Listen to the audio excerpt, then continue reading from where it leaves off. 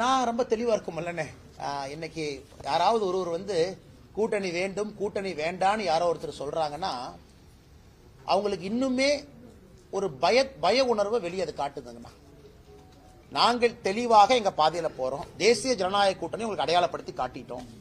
தேசிய ஜனநாயக கூட்டணியுடைய தலைவர்கள் ஒரு மேடை அல்ல, இரண்டு மேடை அல்ல, ஒரே குரல்ல பேச ஆரம்பிச்சிருக்கோம். எல்லா தலைவர்களும் கடுமையா உழைக்கிறோம். 2026 கூட்டணி ஆட்சி வேண்டும் அப்படின்னு நம்ம மக்கள் முன்னாடி வைக்கிறோம். இது ஒரு பக்கங்கண்ணா. நாங்க இன்னொரு கட்சியை பத்தி பேசுறதே இல்ல. நாங்க என்ன செய்ய போறோம்? என்டிஏ தேசிய ஜனநாயக கூட்டணி இருக்கும்.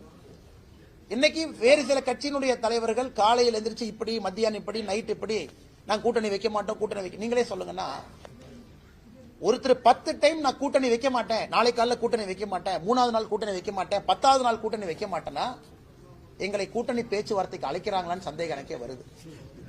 நாங்க வேண்டான்னு முடிச்சிட்டோம், எங்க வேலையை பாக்குறோம். அதனால இந்த முன்னாள் அமைச்சர்கள், மதிப்புக்குரிய தலைவர்கள் எல்லாமே சொல்லுகின்ற கருத்து எனக்கே ஒரு காமெடியா இருக்கு. இதுல ஆச்சரியம் என்னன்னா இதான் ஆச்சரியம். திருப்பூர் கூட்டத்தில் நான் பேசிய பேச்சு பத்திரிகை நண்பர்கள் எல்லோருக்கும் தெரியும், கட்சி நண்பர்களுக்கு தெரியும். இவர்களாகவே திருப்பூர் கூட்டத்தில் அண்ணாமலை அதிமுகவை பத்தி பேசினாரு. நான் அதிமுக என்கின்ற கட்சியை மறந்து ஒரு வருட காலம் ஆகுது. உண்மையை சொல்ல போனோம், எங்க வேலையை நாங்க செய்யறோம்.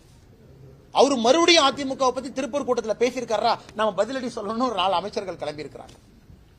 அதனால் என்னை பொறுத்தவரை நாங்க எங்கள் இலக்கு, திருப்பூருடைய பிரகடனத்தை அண்ணன் பாத்தீங்க, மக்களுக்கு நாங்க என்ன செய்ய போறோம்னு வச்சுட்டோம். 500 நாள் இருக்கு, வேலை செய்ய போறோங்கன்னா.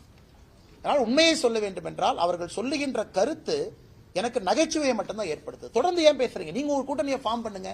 2024 தனியா நின்றுட்டீங்க, மறுபடியும் ஏன் எங்களை வம்புக்கு இழுக்கின்றீர்கள் என்று